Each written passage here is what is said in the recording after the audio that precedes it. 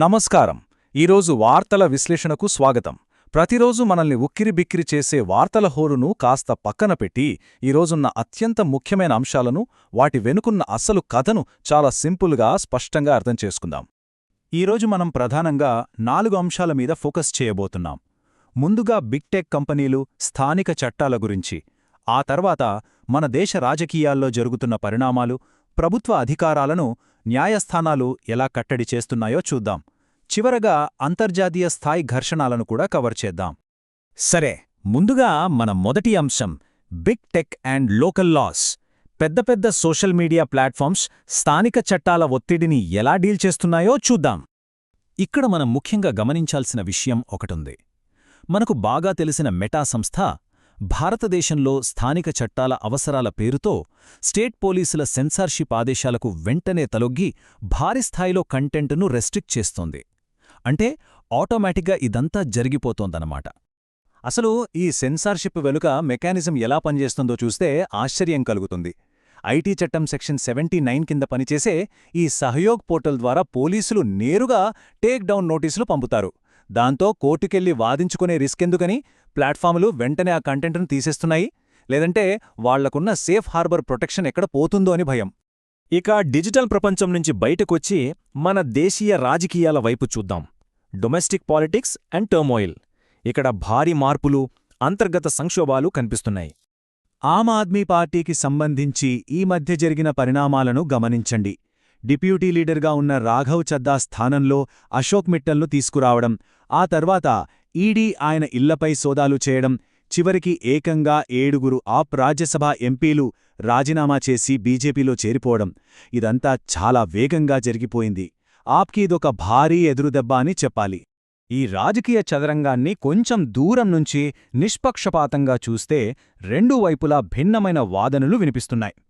దర్యాప్తు సంస్థలను వాడుకుని ఆపరేషన్ లోటస్ ద్వారా తమ ఎంపీలను లాక్కున్నారని యాప్ ఆరోపిస్తుంటే, యాప్ తన అసలైన అవినీతి వ్యతిరేక సిద్ధాంతాలను వదిలేసింది కాబట్టే ఎంపీలు స్వచ్ఛందంగా తమతో కలిశారని బీజేపీ అంటోంది. ఇక అంతర్గత భద్రత విషయానికొస్తే మణిపూర్లో పరిస్థితి చాలా ఆందోళనకరంగా మారుతోంది. ఉఖ్రూల్ జిల్లాలో కుకీ, నాగా వర్గాల మధ్య ఘర్షణలు తారస్థాయికి చేరుకున్నాయి. ఇప్పటివరకు ఒక రకంగా ఉన్న హింస, ప్రాణనష్టం ఇప్పుడు కొండ ప్రాంతాలకి విస్తరించడం ఖచ్చితంగా సీరియస్ ఇష్యూ. సరే, ఇప్పుడు మూడో అంశానికి వద్దాం. Courts checking state power. ప్రభుత్వ అధికారాల పరిధి దాటుతున్నప్పుడు న్యాయ వ్యవస్థ ఎలా కళ్ళెం వేస్తోందో ఈ విభాగంలో చూద్దాం.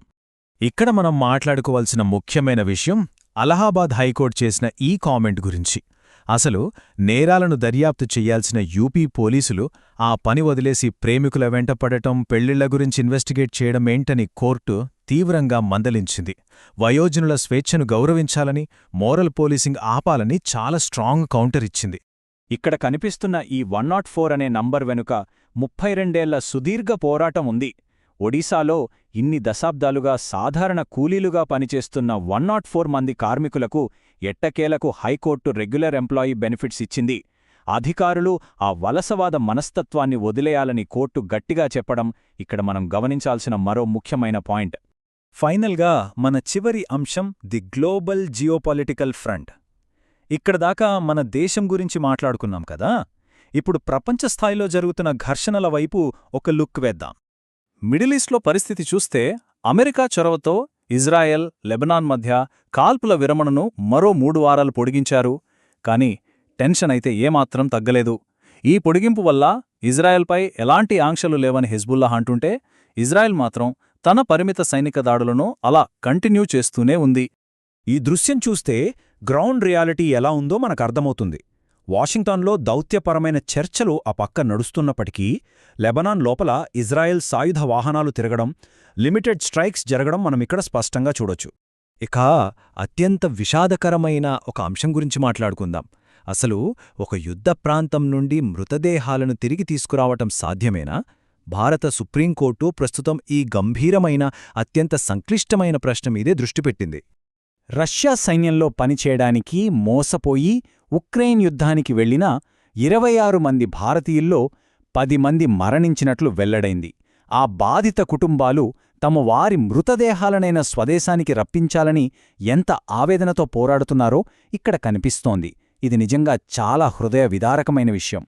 సో ఇవాల్టి విశ్లేషణలో మనం డిజిటల్ సెన్సార్షిప్ దగ్గర్నుంచి దేశీయ రాజకీయాలు, న్యాయస్థానాల జోక్యం, ఫైనల్గా గ్లోబల్ వార్స్ వల్ల జరిగే విషాదాల వరకు చాలా కవర్ చేశాం. ఇవన్నీ మన ముందొక పెద్ద ప్రశ్ననుంచుతున్నాయి. ఇంతటి గ్లోబల్ ఇన్స్టెబిలిటీని, ఈ అంతర్జాతీయ అస్థిరతల ఒత్తిడిని మన అంతర్గత ప్రజాస్వామ్య వ్యవస్థలు అసలు ఎలా తట్టుకోగలవు? ఈ థాట్ ప్రొవోకింగ్ ప్రశ్నతో ఇవాల్టి విశ్లేషణను ముగిద్దాం. మళ్ళీ కలుద్దాం.